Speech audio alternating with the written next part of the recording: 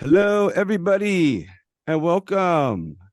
It's episode number 60, All Emotion, second anniversary, part four. And we have very exclusive guest here that has been here multiple times.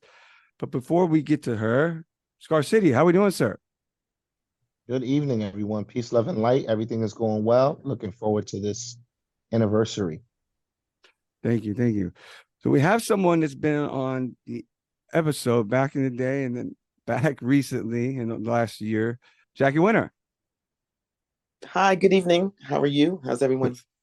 Good, good. How are you? Again, like Good, Scar City and good. I said, this will be fairly short. It's an introduction to, giving people that have never listened to All Emotion in the second year that we've been here, an opportunity for you to share on your experience, the episodes that you've done, and then some other questions that we both have. Independent women, and then you did. I'll get to the next one, but why? We like to do just like almost like Back to the Future. Why do you think those episodes are so important, and why should people listen to those? Well, I mean, people who like to hear opinions from people from different lived experiences may want to tap in. Maybe a woman who, women sometimes are bashed because, being an independent woman doesn't mean that you don't need a man or you don't need somebody in your life. It just means that you are resilient and smart and wanting to maintain your life. And until someone comes along to share your life, I mean, you're handling your business, and it shouldn't be a negative thing, although it's always been made as a negative thing. There's nothing wrong with being independent. What I don't like is when feminists, particularly, they, oh, you don't need a man, or you don't, I'm like, no, no, no, no, no, no, no. I didn't, no, that's not an independent woman. An independent woman should have the type of qualities that a man is looking for. Yep. So one of the questions I had for you, Jackie, was the last episode you did. I'm very curious as to what gave you the strength and the focus to be so courageous and talk about things like police brutality and other things going on with Black people in the United States of America. I don't see it as being courageous. I'm just speaking the truth. So what I'm saying was not made up or, a hidden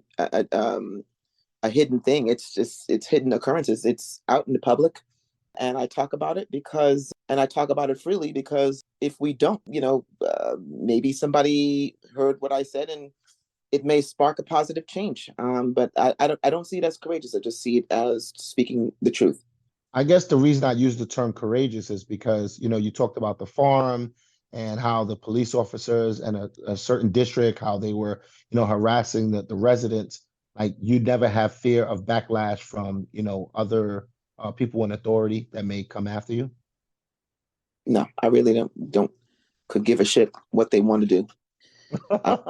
I don't. I love That's it. not even a part of me. I mean, no, absolutely not. Spoken like a true New Yorker. Hmm. Yeah, like I said, Jackie, this is really appreciate your time. This is just a setup for, like I said, this is number 60, part four, and so it's awesome to know that Scarcity and myself have known you. What do you believe, like All Emotion podcast means? You being a part of it. What differentiates All Emotion, in your opinion, from other podcasts that you've heard or listened to? Well, it looks like you give people, normal, regular people, or unique people in unique situations, opportunities to introduce themselves and introduce their life experiences and lessons learned, aspirational endeavors that they may be taking on. These are everyday people who seems as if you're attempting to basically connect the dots so that there may be somebody who is depressed, there may be somebody who's suffering PTSD from the military. They're not alone. You know what I mean? So I appreciate that. Thank you again, Jackie and Scar City. As we continue with our mini series, second anniversary of All Emotion. Number 26, Attorney David Dishley, veteran substance abuse. Number 27, Dr. Julio Vertel, dating and relationships in our current climate. Number 28, David Fernandez, creating organic teamwork. Number 29, attorney David Dishley, the life of a prosecutor. Number 30, Scarcity, another episode with my partner Scarcity. Number 31, Jocelyn Abad, Laugh with Jocelyn. Number 32, Angelique Latham, College, AmeriCorps, and Beyond.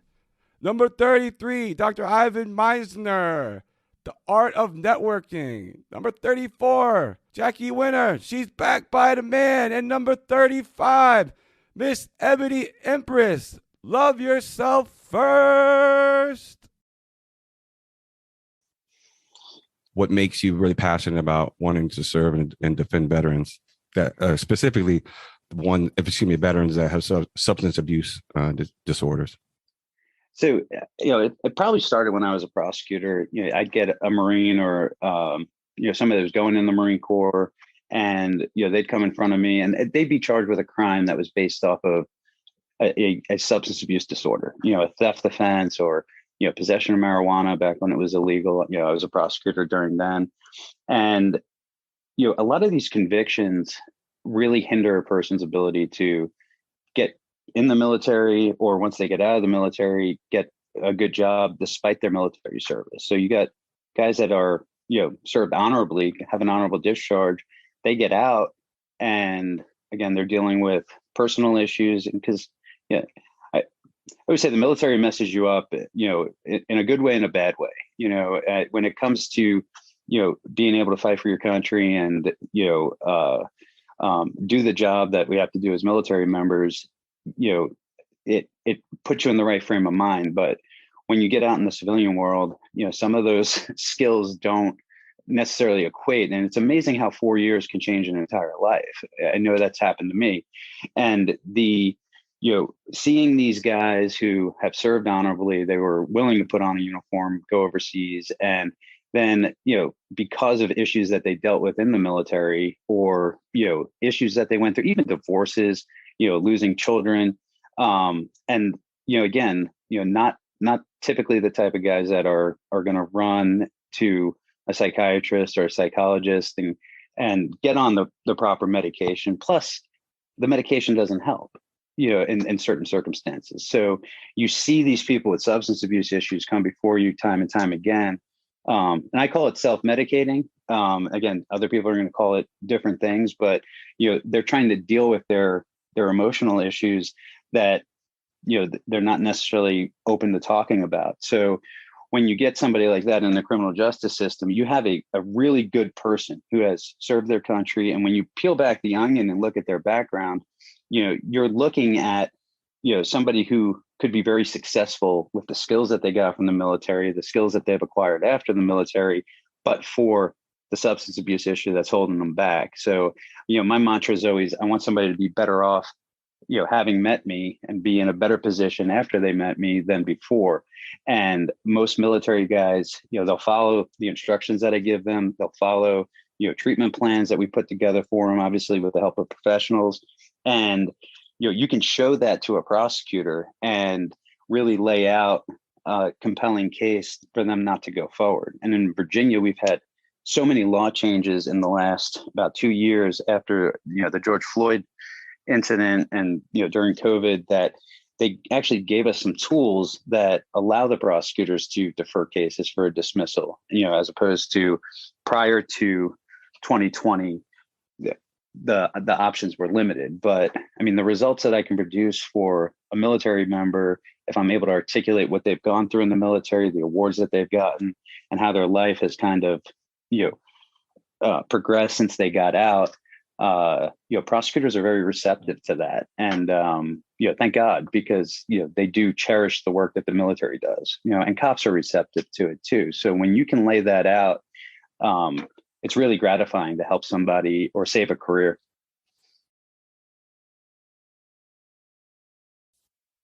That answer, honestly, I think will take a dissertation.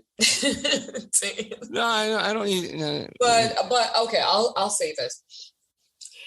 I think one, the commitment to make sure that you are working through your issues individually, I think it's important.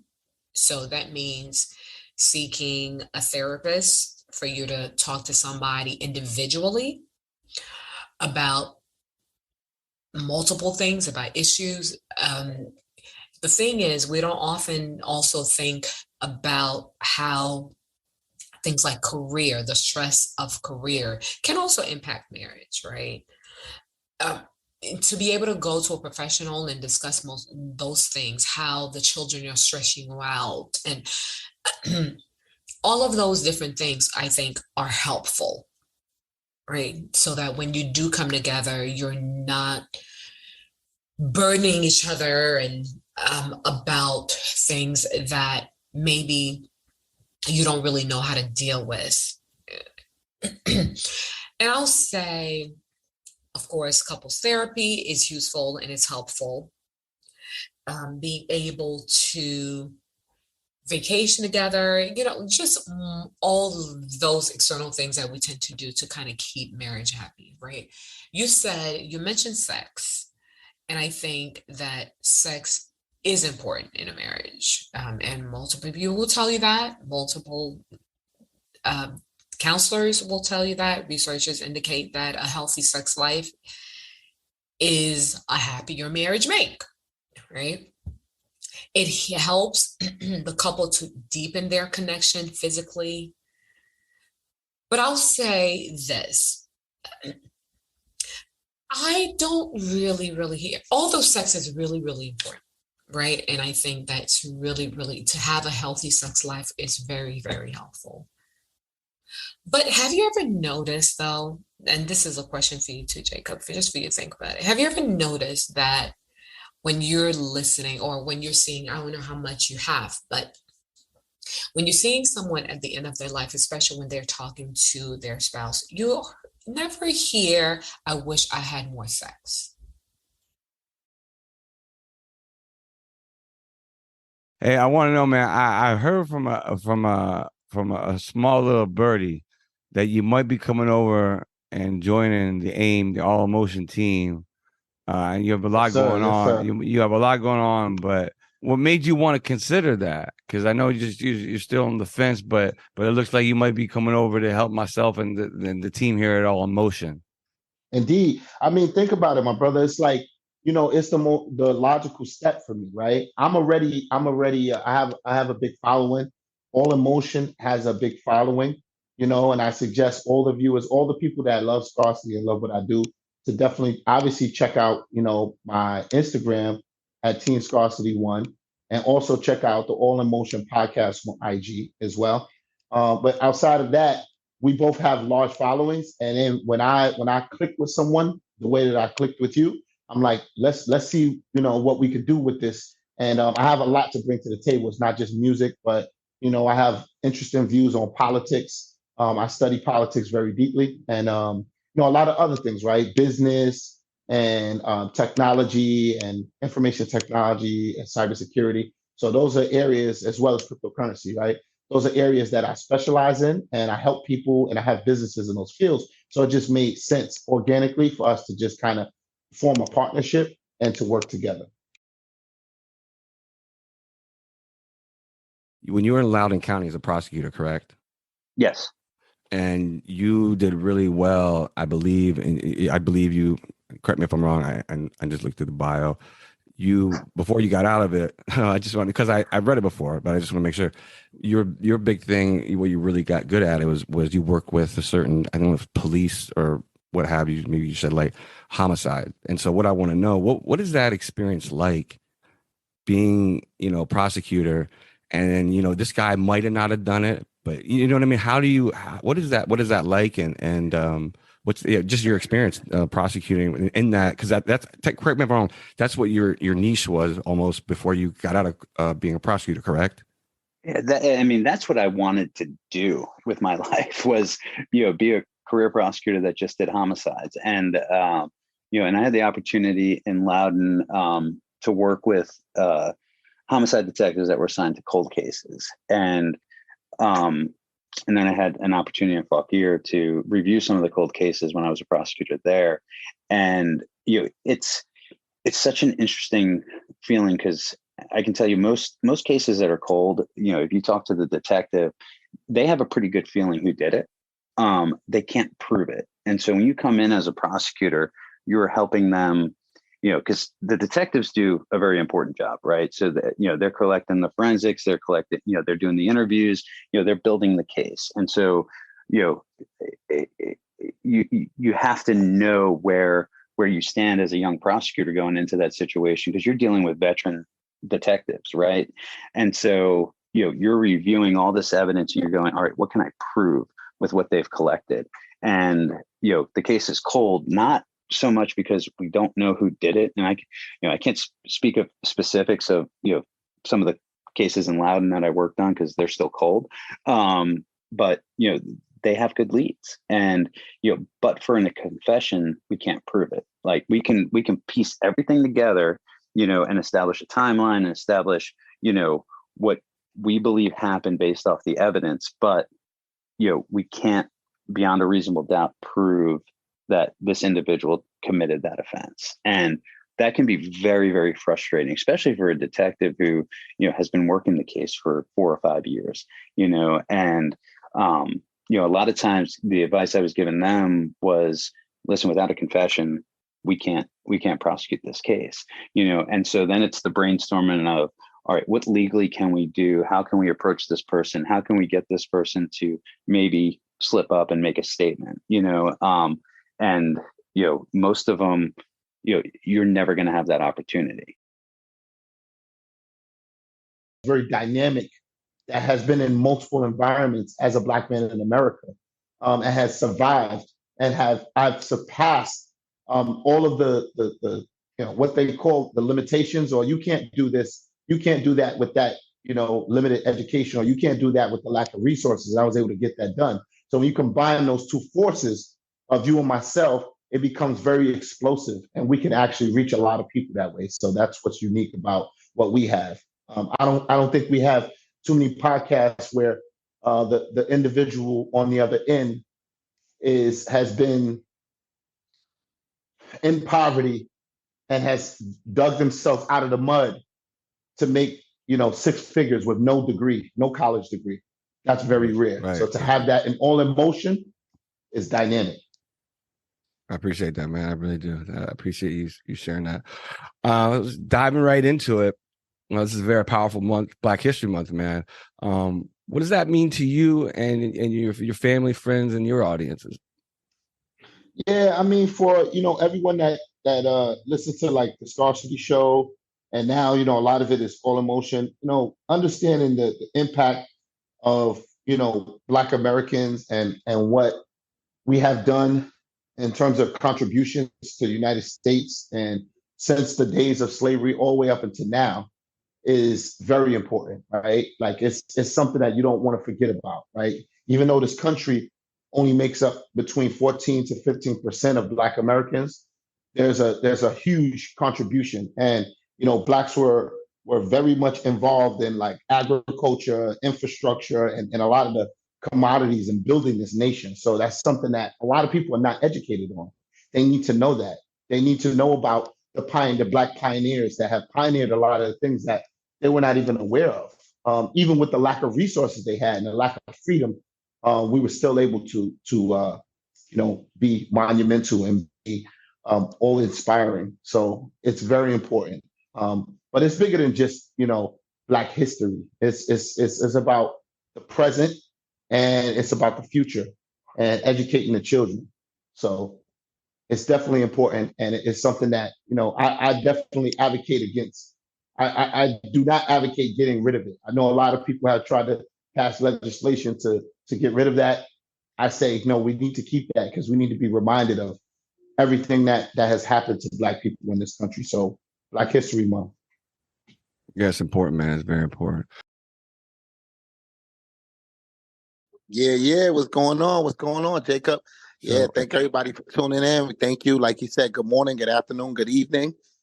What do you think about some of those episodes? And then also, what does All Emotion, mean to you? Well, All Emotion is definitely a podcast that everyone needs to tune into. It has inspired me to do great things. And when I think about some of those episodes, it's groundbreaking. We need the people to tap in. There are people out there that are hurting. There are people that are inquisitive. If they take the time to listen to these episodes, I guarantee you they won't regret it. So it means a lot to me. I appreciate it. I appreciate it. What differentiates All Motion, in your opinion, to the other podcasts around the world? I think we take a corporate approach, a military approach, militant minded. We have structure and All Emotion. I know a lot of podcasts. I know a lot of friends that do podcasts. Is you have someone like yourself who's been in the military, so that approach that we have is different from all of these other podcasts, right?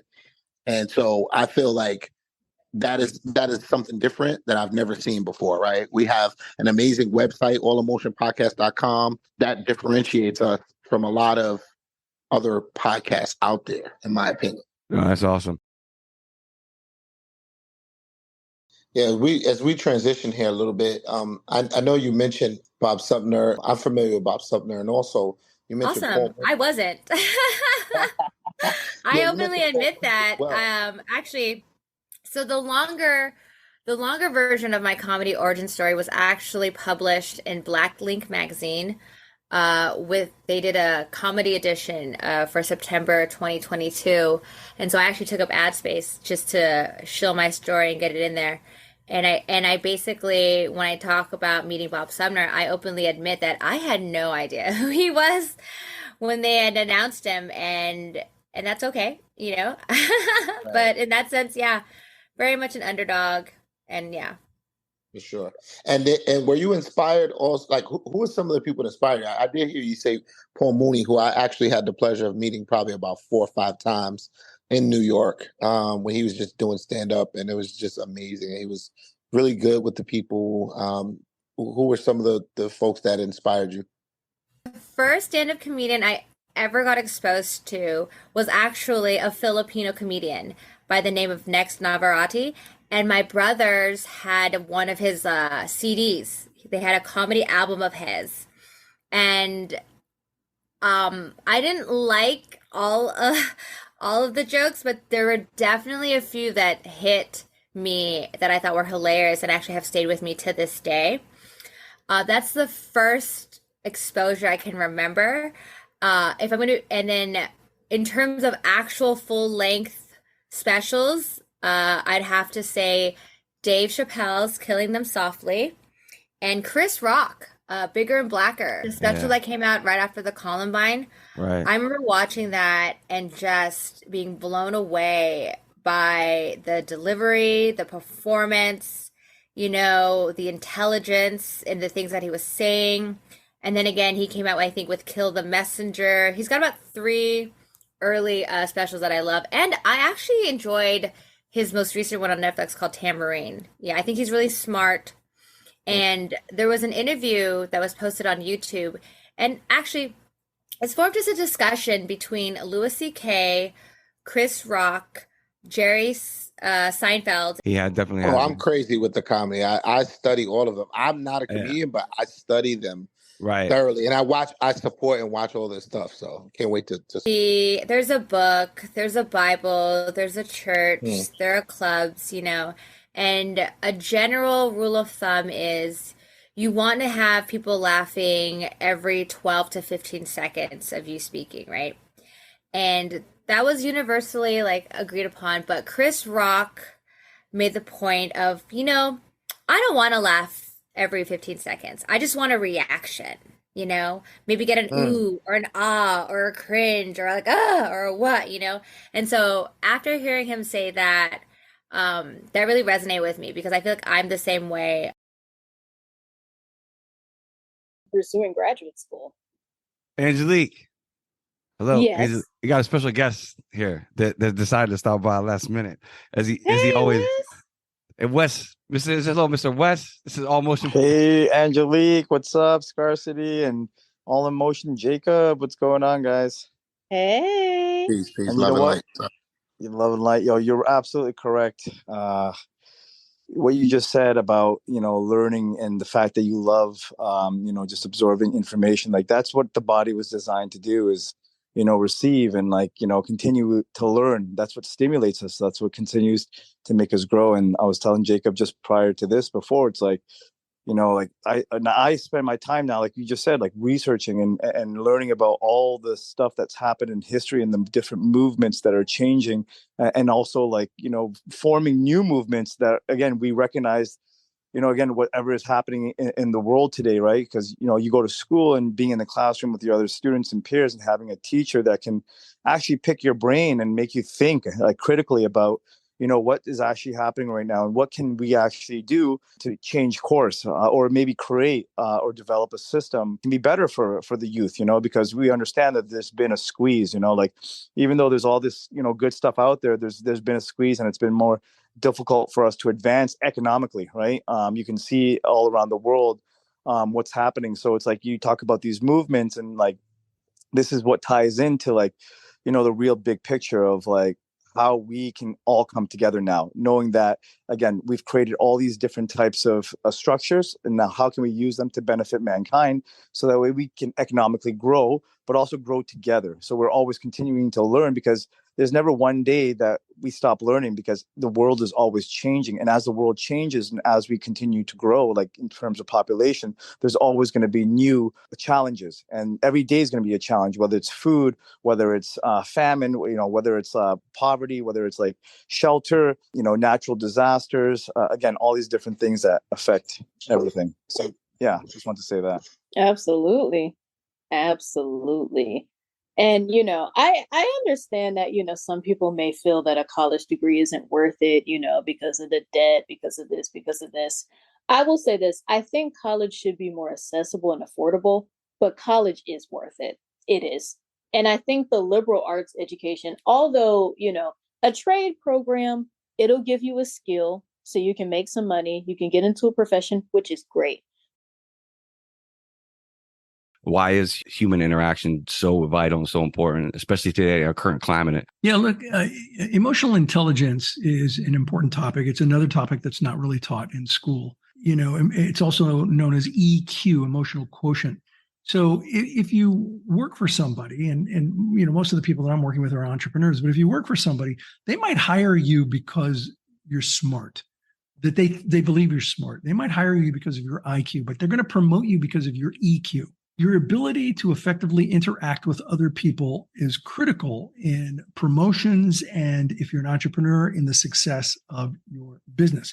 It's one of the reasons why one of our core values in BNI, and it was one of the original core values in BNI, was building relationships. That networking is more about farming than it is about hunting. It's about cultivating relationships with people. The problem is that because we're not taught this in school, we tend to use networking as a face-to-face cold calling opportunity. Hi, Jacob, my name's Ivan. Let's do business. And we go right into selling. And when in fact, it's really about building relationships. And relationships are all about human interaction, emotional intelligence, and EQ. We don't teach it. I do try to teach it in some of our programs with BNI because it's critical to being successful at networking. What is the month throughout you growing up and in your life, like what does it mean to you and your friends and family? A lot. First of all, I am an African American, and there's a big difference between the description of an African American and a Black American. And unfortunately, in this country called America, they confuse it, and it really needs to be defined.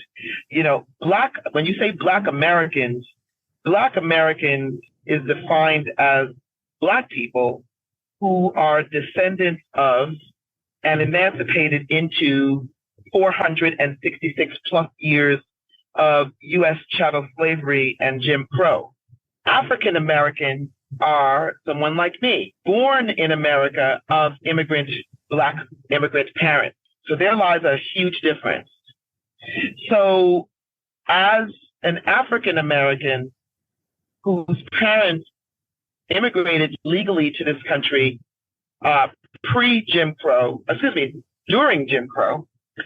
I'm forever grateful, because without the Black American blood soaked on this American soil for those 466 plus years without the innate characteristic of resistance against white supremacy and Jim Crow and the fight for civil rights. My parents would not have been able to come here legally to have the level of opportunities that their respective countries could not give them. And having said that, I have two parents that raised their three kids, that we were going to know everything beyond what the school teaches you about Black history, like we were going to dig real deep. And for my parents, who gave us the best they could do, a varied education on Black history, that is most necessary for us to move along in the world. And they exposed me to the teachings of Elijah Muhammad. My parents, my father particularly, brought me to Madison Square Garden many years ago as a little girl when Farrakhan would come to New York. It was a way for him to allow me to listen to a perspective that was important. We were at the Thanksgiving table. My parents believed that the Pilgrim, the whole story about the Pilgrim, had nothing really to do with us and nothing to do with Black Americans. And so they were determined that what they would do to heighten our level of appreciation for the contribution of Black Americans in this country, during Thanksgiving, prior to eating dinner, we had to report or at least share a Black American and something profound that they contributed. And that's where we gave thanks. And Miss Ebony Empress, hello. Hello. Good evening. Hello and good evening from the UK, the London in specific. Yeah, great to meet you guys again. So Miss Ebony, I understand that, you were born in Britain. I want to jump into a little bit of your background and where you grew up. And I understand your ethnicity is Jamaican. So I'm just trying to understand, what was that experience like being born in Britain, but actually having the ethnicity of being Jamaican and the culture, the food and everything. What was that experience like growing up in London? Well, it was like living two lives. So in school, we were British and we mixed with other British English kids who did not have the same life back home as we did. So going home, you would be treated like a Caribbean child. You get beat, you get disciplined. There's a lot of the food we ate at home was not like the food that we ate, with our friends or at school. We'd have our Caribbean dishes because as soon as Jamaicans could import their food, they did. And so our lives were different because our English white counterparts peers, or we call them peers, they could have more freedoms, like they were rude to their parents and stuff. You were never rude to your parents unless you wanted to die early. Do you know what I mean? You couldn't do things like that. And we were restricted from going out and stuff and mixing too much with the other children because they didn't want those children to influence us. As far as they were concerned, we were Caribbean children, although we were born in the UK. So it was an interesting experience. And there were lots of fights growing up with white kids because there was just that thing of there was a lot of racism, discrimination locally. I mean, me and my sister spent most of our junior school, I don't know what you guys would call your first, from about 5 to 11, just fighting every day. And we were fighting because we were the only black family in a white school. And as the only black family and being 4 girls, because there's only a year between each of us, we weren't taking any prisoners. Basically, it was a fight. We would go in and we would fight. Wow. Wow. Wow. Those are some very powerful episodes. So if you have not taken the opportunity to listen to number 26 to number 35, please do. I want to thank you to, number one, all of the guests. I want to say thank you for you all for taking the time to tune in. Please be sure to check out allinmotionpodcast.com and subscribe to our email list from All in Motion, Scarcity, and myself.